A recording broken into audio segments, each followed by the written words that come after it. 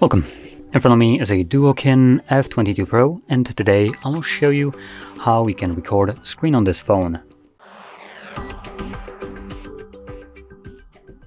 So to get started, you want to swipe down from the top of the screen twice, which will extend a bunch of toggles, and then swipe to the left, which will show you a second page where the screen recording toggle is located by default.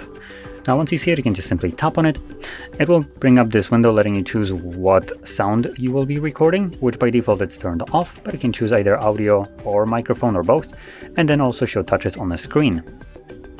Anyway, we're gonna select start. This begins a 3-second countdown right here and then begins recording with a notification. So whatever you'll do right now will be recorded by the device. You can open up some kind of applications.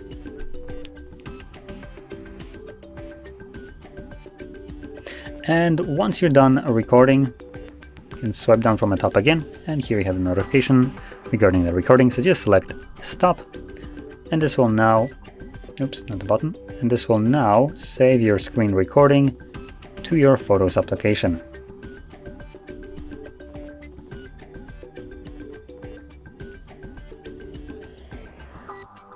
And you can see it right here.